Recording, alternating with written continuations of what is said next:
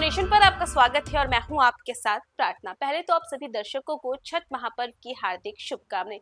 अगर आप भी छठ महापर्व के दौरान कहीं बाहर जाने की सोच रहे हैं तो ये खबर आपके लिए बेहद खास है। दरअसल बात करें तो छठ महापर्व को लेकर के ट्रैफिक रूट में फिर से बदलाव किया गया है और इसी के साथ साथ आपको भी ये ट्रैफिक रूट जानना बेहद जरूरी है। कहीं ऐसा ना हो कि आप घर से बाहर निकले और वापस आपको भी लौट कर आना पड़ जाए। तो चलिए आपको भी बताते हैं कि ट्रैफिक रूट से क्या क्या बदलाव हुए हैं। बात करें तो छठ महापर्व को लेकर के जिला प्रशासन ने व्यापक यातायात व्यवस्था लागू की है ताकि छठ व्रतियों और श्रद्धालुओं को घाटों तक पहुंचने में किसी भी तरह की दिक्कत ना हो।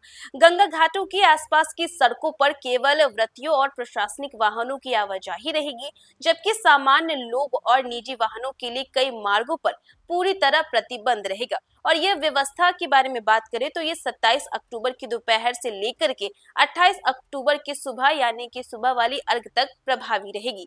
बात करें तो प्रशासन ने आदेश जारी कर बताया है कि 27 अक्टूबर को दोपहर 12 बजे से शाम के 7 बजे तक और 28 अक्टूबर की रात 2 बजे से 8 बजे तक अशोक राजपथ और जेपी गंगा पथ पर वाहनों का आवागमन पूरी तरीके से बंद रहेगा। वहीं श्रद्धालुओं के वाहनों के लिए पार्किंग की विशेष व्यवस्था की गई है। बात करें तो खजांची रोड, पटना कॉलेज और साइंस कॉलेज परिसर में वाहन खड़े किए जा सकेंगे। वहीं कारगिल चौक से शाहपुर तक केवल छठ व्रतियों और प्रशासनिक वाहनों को अनुमति होगी। यातायात विभाग के अनुसार दीघा मोड़ से आशियाना मोड़ तक 27 अक्टूबर दोपहर 2 बजे से शाम 6:30 बजे तक और 28 अक्टूबर सुबह 3 बजे से 6 बजे तक वाहनों की आवाजाही बंद रहेगी। और इस अवधि में रामजी चक मोड़ से नहर रोड होते हुए नेहरू पथ की ओर वाहनों को मोड़ा जाएगा।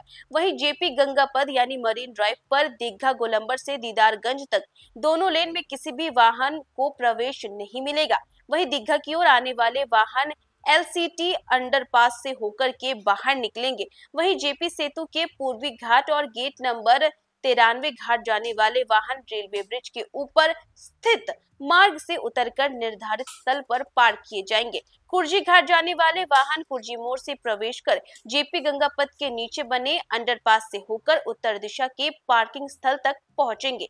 और इसी तरह पहलवान घाट और बांस घाट जाने वालों के लिए अशोक राजपथ से अंडरपास मार्ग का उपयोग किया जाएगा। प्रशासन ने बताया है कि रामजी चक आरओबी से केवल छठ व्रती वाहनों को जेपी सेतु की ओर जाने की अनुमति होगी, जबकि सामान्य वाहन नीचे वाले मार्ग से गुजरेंगे। वहीं दीघा से अशोक राजपथ की ओर आने वाले वाहनों की पार्किंग पाटली पथ के उत्तरी छोर पर कराई जाएगी।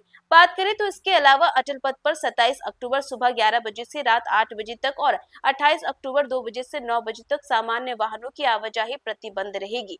केवल आपातकालीन वाहनों को सोनपुर या छपरा जाने की अनुमति दी जाएगी। वहीं श्रद्धालुओं के वाहन की पार्किंग अटल पथ की दोनों किनारों की सिग्नल लेन में कराई जाएगी। भारी वाहनों जैसे कि ट्रक, बस, हाईवा, जेसीबी आदि का प्रवेश पूरी तरीके से वर्जित रहेगा। प्रशासन ने सोनपुर और हाजीपुर जाने वाले यात्रियों से अपील की है कि वे महात्मा गांधी सेतु का उपयोग करें। जेपी सेतु से पटना आने वाले वाहनों को गंगा पथ पर प्रवेश नहीं मिलेगा। वे सीधे अप्रोच पथ से अशोक राजपथ की ओर जो है वो जा सकेंगे। और छठ पर्व के दौरान प्रशासन की यह व्यवस्था श्रद्धालुओं की सुविधा सुरक्षा सुनिश्चित करने के उद्देश्य से की गई है ताकि आस्था के इस महापर्व पर कोई बाधा ना आए। तो देखा आपने, हमने आपको राजधानी के उन तमाम रूट्स के बारे में बताया है जहां पर छठ व्रती जो है वो गुजरेंगे और इसी के साथ साथ कौन कौन से रास्तों पर आप नहीं जा पाएंगे जिसकी वजह से आपको भी कोई दिक्कत ना हो। और देखिए प्रशासन ने पूरी तैयारी कर ली है छठ महापर्व को लेकर के। तो फिलहाल इस खबर में बस इतना ही। न्यूज़ 4 नेशन पे खबरों का सिलसिला जारी रहेगा, तब तक के लिए नमस्कार। सूरज की पहली किरण के साथ जाग उठा बिहार, हर मत बने नई उम्मीद, हर कदम जिम्मेदारी। न्यूज़ 4 नेशन की अपील, 6 और 11 नवंबर को घर से निकलें, वोट करें और अपने भाग्य विधाता खुद बनें।